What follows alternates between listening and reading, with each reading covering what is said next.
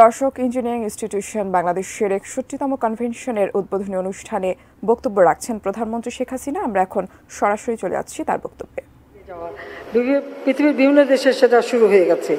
যাও, একই সাথে আমরা স্বল্প খরচে যন্ত্রপাতি, টেকসই যন্ত্রপাতি নির্মাণ, স্থাপনা নির্মাণ, মেরামত, সেগুলি আমাদের করতে হবে। তার জন্য আমাদের গবেষণা দরকার, কারণ আমাদের অতিবৃষ্টি হয়, আমাদের ভূমিকম্প প্রবণ এলাকা আর জলবায়ু অভিঘাতে, তো সেদিকে বিশেষ দৃষ্টি দেওয়া দরকার। আর বিশেষ করে আমাদের এইটুকু একটা ভূখণ্ড, আমাদের বিশাল জনগোষ্ঠী, কাজে আমাদের যে সম্পদেরও সীমাবদ্ধতা রয়েছে, সেটা মাথায় রেখেই আমরা কিভাবে আমাদের বিকল্প জ্বালানি উদ্ভাবন করতে পারি, কিভাবে স্বল্প খরচে আমরা আমাদের উন্নয়নের কাজটা আমরা সচল রাখতে পারি, আমাদের যোগাযোগ ব্যবস্থা আরও উন্নত কিভাবে করতে পারি।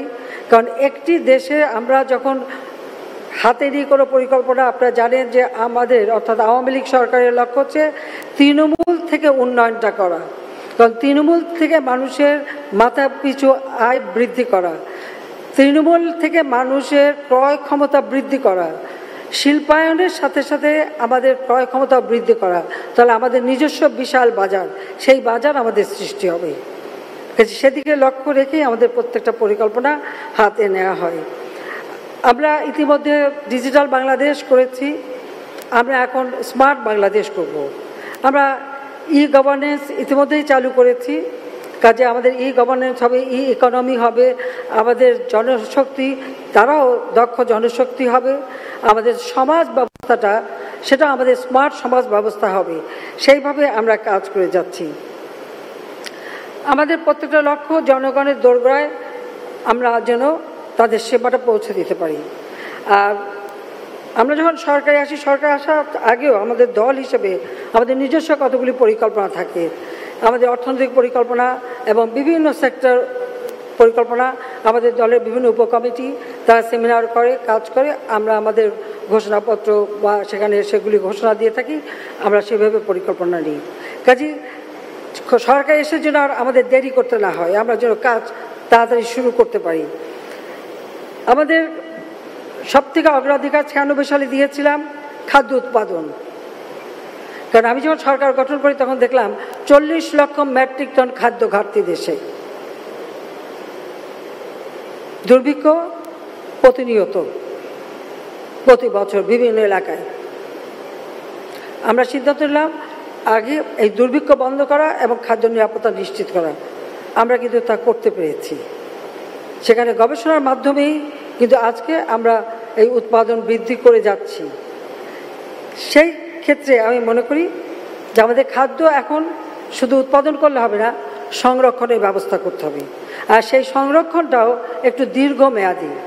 আমরা একটা সাইলো করেছি সান্তাহারে, যেখানে 2-3 বছর আমাদের চাল মজুদ থাকতে পারে, কিন্তু সেটা পরিমাণে কম। আরও কয়েকটা জায়গা আমাদের করা দরকার, এবং আমাদের তরি তরকারি, ফল মূল, মাছ মাংস যা উৎপাদন হচ্ছে সেগুলিকে সংরক্ষণ করা, প্রক্রিয়াজাত করা, দেশের মানুষের চাহিদা মেটানো এবং বিদেশে রপ্তানি করা।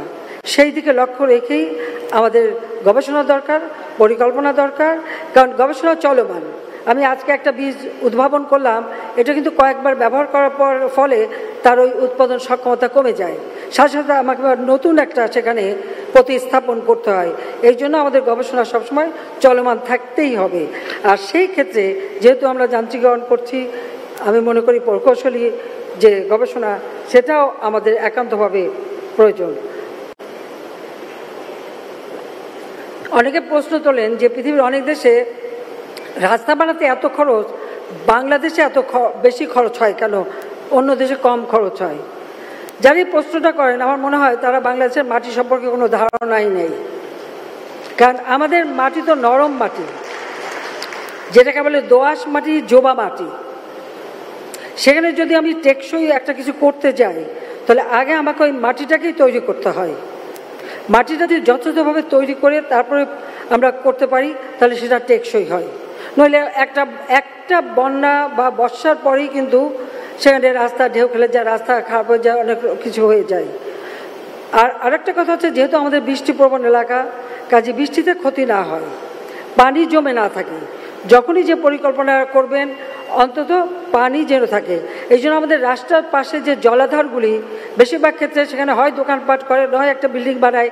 এটা চিন্তা করে না যে ঘন বর্ষণ হলে এই পানি শুধু আন্ডারগ্রাউন্ড থেকে টেনে নেওয়া সম্ভব না, অনেক সময় নদীর পানিও বেড়ে যায়। সেই জন্য আমাদের জলাধার খুব দরকার। প্রতিটি ক্ষেত্রে একটা করে জলাধার যদি থাকে সে বিষয়টাও যত্নবান হতে হবে, তবেই আমাদের রাস্তাঘাটগুলি সব ঠিক থাকবে। এভাবে প্রত্যেকটা ক্ষেত্রেই যেহেতু বাংলাদেশ, আমাদের এখানে প্রচুর বন্যা হয়, পানি হয়, বৃষ্টি হয়। গতকালকেই তো দেখেছেন কিভাবে ঘন মুষলধারে বৃষ্টি হলো, আজকে সকালেও ছিল প্রচণ্ড বৃষ্টি। তো এই পানিগুলি যেন আমরা অবহেলায় ফেলে না দিই, এটাকে আমাদের সংরক্ষণ করার কথা চিন্তা করতে হবে, যার জন্য আমাদের জলাধারগুলি সবসময় রক্ষা করা। আমি দেখেছি অনেক সময় আপনারাই ডিজাইন বানান, ধরেন একটা বড় পুকুর খুবই চমৎকার, তার ভিতরেই বিল্ডিং করার একটা প্ল্যান নিয়ে এসে হাজির। তবে আমি আসার পর যে কটা এসেছে আমি সব বাতিল করে দিয়েছি, কিন্তু আমি আসার আগেই এই ঢাকা শহরে অনেক পুকুর বিলুপ্ত হয়ে গেছে। ওই এলাকার যত পানি, সে পানিটা যাবে কোথায়? আর একটা হলো যে বক্স কালভার্ট করা হলো যে জায়গাটায়, যেমন পান্থপথ, ওটা তো ছিল বিল, পুরা বর্ষাকালে পানিটা ওখানে জমতো। আর ওখানে একটা খাল ছিল, এই খালটা একেবারে বালু নদী পর্যন্ত। বক্স কালভার্ট করার ফলে দেখা হলো দুই পাশে বৃষ্টির পানি জমে যায়, আবার সেই পানি নিষ্কাশনের জন্য আলাদা ব্যবস্থা নিতে হলো। আমাদের দেশের জন্য এটা প্রযোজ্য না। আমি মনে করি আমার উন্মুক্ত খাল থাকবে, দরকার হলে আমরা সেখানে এলিভেটেড রাস্তা করব। নিচে খাল, আমাদের নৌ চলাচলও করতে পারবে, উপরে আমার রাস্তা হবে। হাওড় এলাকায় ইতিমধ্যে আমি নির্দেশ দিয়েছি, সেখানে আর কোনো ওই মাটি ভরাট করে রাস্তা হবে না, যেন পানির স্রোতটা অব্যাহত থাকে। আর যে কোনো বিল, খাল এগুলো করতে গেলে পর্যাপ্ত পরিমাণে কালভার্ট, ব্রিজ করা দরকার। বন্যার সময় অনেক সময় নদী ভাঙে, অনেক রাস্তা ভেঙে যায়। আমি আসার পর থেকে সব সময় যেখানে ভেঙে যাবে আমি সেখানে কিন্তু আর মাটি ভরাট করে করতে দিই না, সেখানে ব্রিজ করা অথবা কালভার্ট করে দেওয়া, কারণ আবার যদি বন্যা আসে সেখানে তো আবার ভাঙবে। তো এই বিষয়গুলি মাথায় রেখেই পরিকল্পনা নেওয়ার জন্য আমি অনুরোধ জানাচ্ছি। আমরা আসলে সবসময় আমরা চাই যে আমাদের দেশের মানুষ ভালো থাকবে, তাদের জীবনমান উন্নত হবে, সেই কথাটা আমরা মাথায় রেখেই কাজ করি। আমি খুব অবাক হয়ে যাই যে আমাদের দেশে কিছু কিছু মানুষ আছেন, আপনি যাই করেন কিছুই ভালো লাগে না, একটা কিছু ভালো লাগে না গোষ্ঠী আছে। যেমন একজন কেউ কেউ প্রশ্ন তুললেন, কি পদ্মা সেতুতে রেলের যোগাযোগের কি দরকারটা ছিল, বা স্যাটেলাইট দুইয়েরই বা প্রয়োজন কি আছে, অথবা পরমাণু বিদ্যুৎ কেন্দ্র কেন করা হলো, খামাখা টাকা নষ্ট। মেট্রো রেল এর তো প্রয়োজনই ছিল না, 30,000 কোটি টাকা দিয়ে মেট্রো রেল কেন করা হলো? 3,000 কোটি টাকা খরচা করলেই তো যানজট দূর হয়ে যেত। আমি জানি না এখন পদ্মা সেতু আমরা নির্মাণ করছি নিজস্ব অর্থায়নে, যেখানে একটা বড় চ্যালেঞ্জ ছিল। যখন আমি ঘোষণা দিই কারোর সমর্থন পাইনি। অনেকেই বলছেন যে ওয়ার্ল্ড ব্যাংক ছাড়া হবে না, বলে কেন হবে না? আমাদের 17 কোটি মানুষ, আমরা নিজেরাই করতে পারবো, এবং আমরা নিজেরা করে সেটা দেখিয়ে দিয়েছি বিশ্বকে যে আমরা পারি। 7ই মার্চ 1971 সাল জাতির পিতা সেই ঘোষণা কেউ দাবায় রাখতে পারবে না, তা আমাদেরকে কিন্তু দাবায় রাখতে পারেনি। কিন্তু এই যে কিছু ভালো লাগে না গোষ্ঠী, তাদের যে অহেতুক সমালোচনা, আমি জানি না এর পরবর্তীতে যখন এগুলি হয়ে গেছে তার সুফলটা যখন মানুষ ভোগ করছে আনন্দের সাথে, মানুষের জীবনযাত্রা সহজ হয়েছে, তাতে তাদের কি অসুবিধাটা হচ্ছে, নাকি তারা লজ্জা পাচ্ছেন কিনা। স্যাটেলাইট আমরা উৎক্ষেপণ করেছি বলে ওটা আবার কি কাজে লাগে? আজকে আমাদের যত টেলিভিশন, আগে বিদেশ থেকে চোরা পথে ডলার পাঠিয়ে তাদেরকে দিতে হতো, সংযুক্ত থাকতে হতো, এখন আর তা লাগে না। আমার নিজস্ব স্যাটেলাইট ব্যবহার হচ্ছে এবং আমাদের দুর্গম এলাকাগুলি আমরা সংযোগ করতে পারছি। এমনকি আমাদের সেই গভীর সমুদ্র, আমরা যে গভীর সমুদ্র সীমা অর্জন করেছি, সেখানেও আমরা কাজে লাগাতে পারছি। দ্বিতীয় যেটা হবে সেটা আরও উন্নত মানের হবে, আরও বেশি সেবা দিতে পারবে। তা সেখানেই এত আপত্তি কিসের জন্য আমি জানি না। পরমাণু বিদ্যুৎ কেন্দ্র সব থেকে একটা বিদ্যুৎ যে বিদ্যুৎটা কোনো রকম পরিবেশ দূষণ করে না। হ্যাঁ, বানানোর সময় একটা খরচ আছে, পরবর্তীতে সেটা ভোগ করতে পারে সাধারণ মানুষ, সে খরচটা কমে যায়।